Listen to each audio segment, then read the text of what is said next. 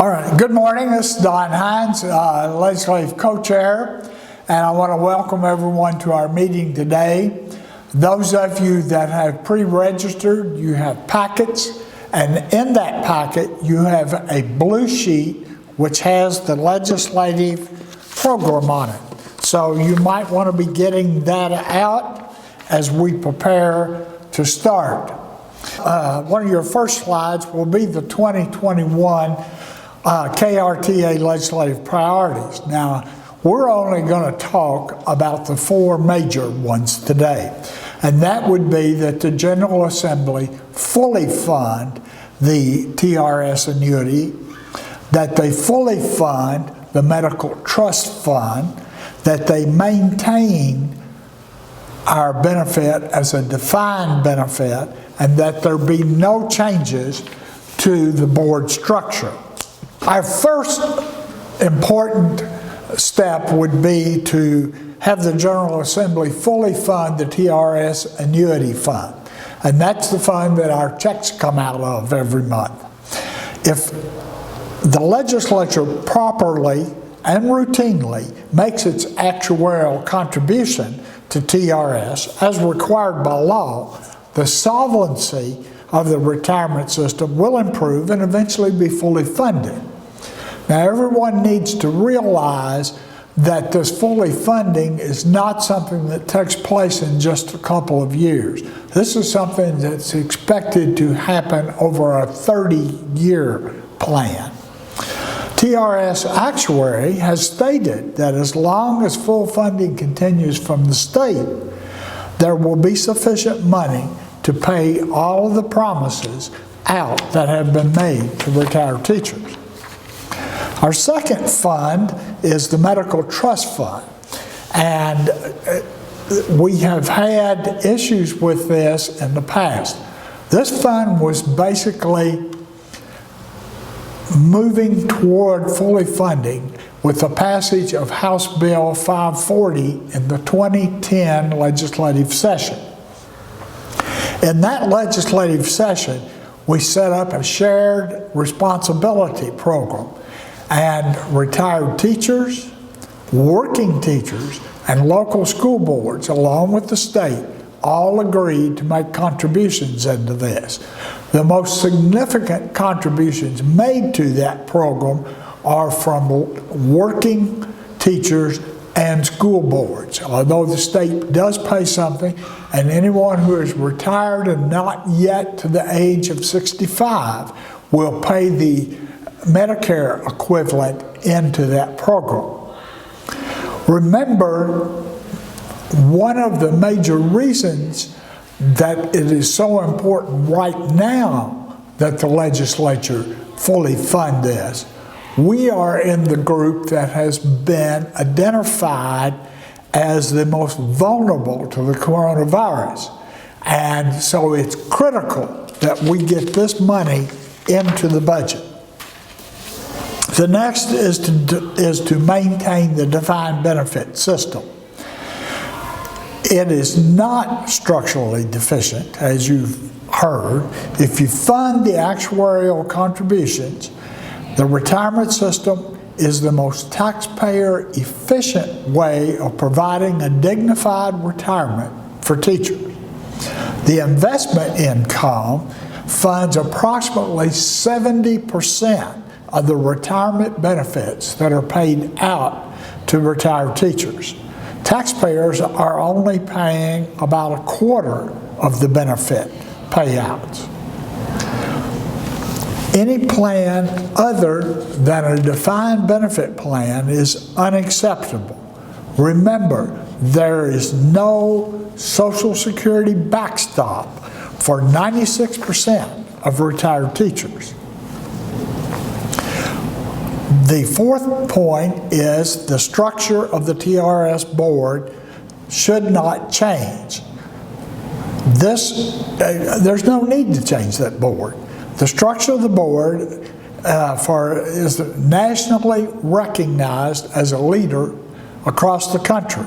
We are extremely fortunate that we do not have to deal with appointees from the governor's office and or the legislature. These folks are, the majority of them are elected by their peers, and that is the main reason we have people on our board with buy-in. They understand the need to keep that board independent.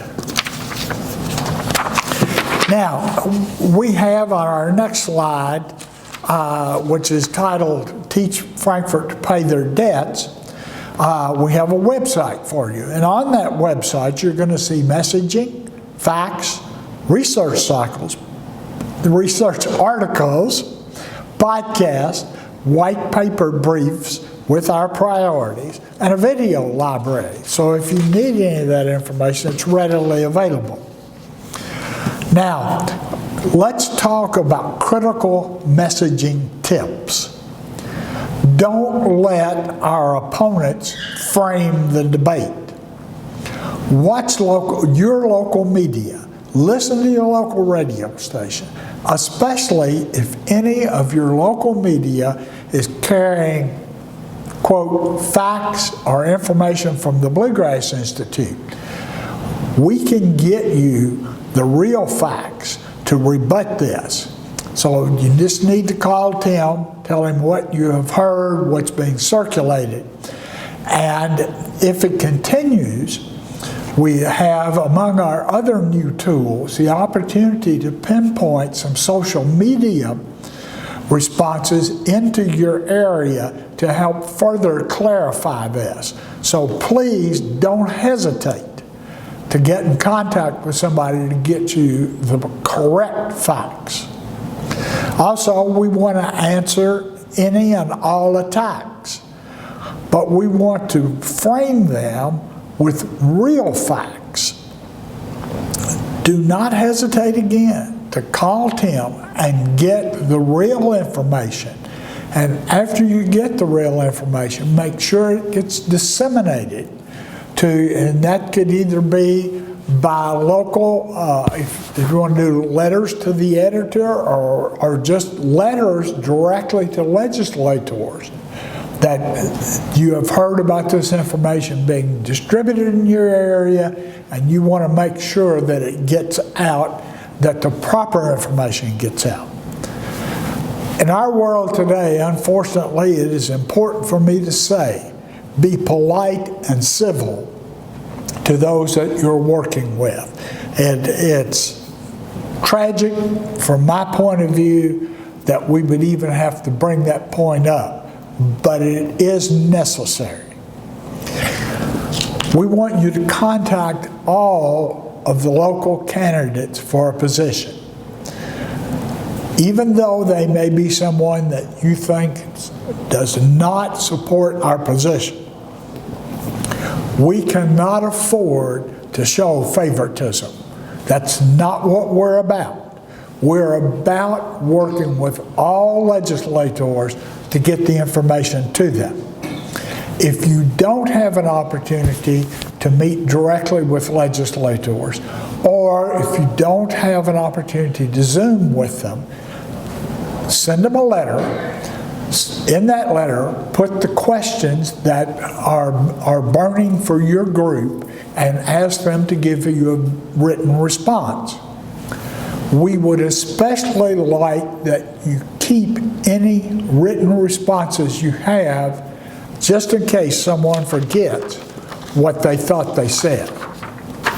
Okay, we want you to like us on Facebook, sign up for our texting service, make sure that the office here in Louisville has your latest email. Some of you seem to have a tendency to change email addresses fairly regularly. We can't contact you if we don't have that data.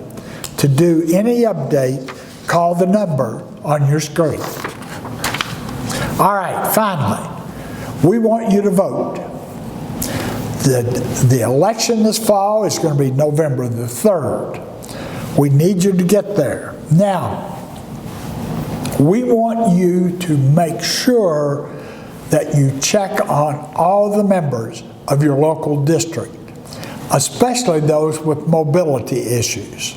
check on them, and help them get absentee ballots.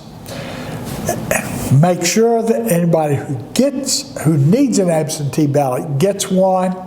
And one of the things I'd like to suggest for you to do is talk with your local county court clerk and ask them about the most common reasons that some of the ballots in this past primary were not counted. Many of us have heard that from across the state, each one of those ballots required 2 signatures, and many of them only had 1. So if that information is the only thing that's pertinent for your area, get that out to your members. If there's anything else that's pertinent to your area, get that information to your members. It is critical that we all do our part in voting. Now, retired teachers have been outstanding in the past in voting, and we don't want to let up on that now. One final thing.